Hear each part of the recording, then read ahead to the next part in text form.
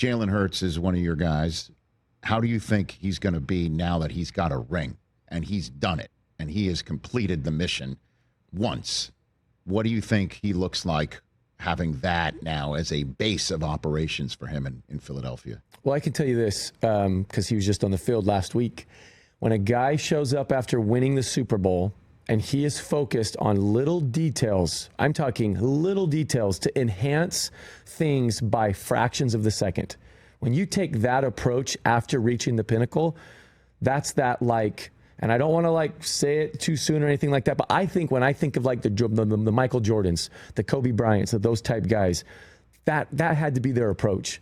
Like, okay, I got to the summit. I want to do it again, but I'm not going to go as the same player. I'm going to try to do it again as even a better player. And that's the approach that I've seen him take this offseason. What's an example of what the little things that he's worked on? A little arm path thing to get the ball out just a titch sooner. You don't need it in all your throws, but if you can have that here or there, and that can be the difference in, and that may only be like 2 to 3 completions over a 2 to 3 game span. But what if those are on critical third downs in the fourth quarter? What if that's the difference maker? That's where I believe his mindset is at. And so it's cool, it's cool to see that. You would not know standing out on the field that the approach is any different from a season where you might have felt like, man, that didn't go like we want. We need to be pedal to the metal. We need to be doing everything we can. There's not a different approach now that he's won the Super Bowl. It's the same approach. Well, I mean, and that tracks, right, with him. Yeah. And the things that he has said. Yeah. And the tush push didn't get banned yet, so they got that going for him. I mean, and Howie Roseman is set to have another week. That's pretty much what it is. That's one of those franchises you're talking about. Yeah, they've been really, really good. And like, the one thing I kind of say, like, when you look at franchises, look at how many players they develop. How many guys are able to become what they hope they can become, or the team wants them to become. Like, you see guys becoming.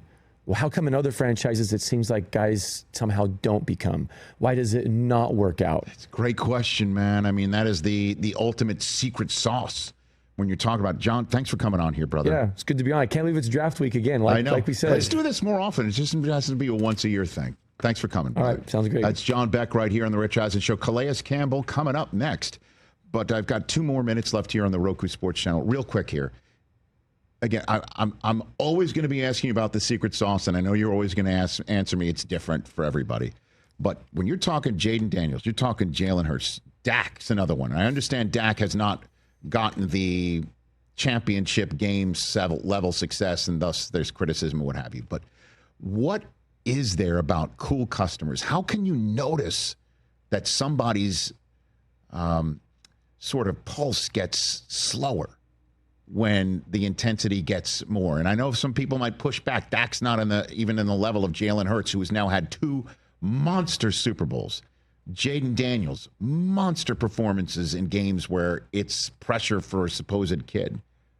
What is it? What can you sense it? Is there a through line or any sort of similarities between players? I think that there's probably a lot of things I could speak on, but in only 1 minute, a final minute, sure.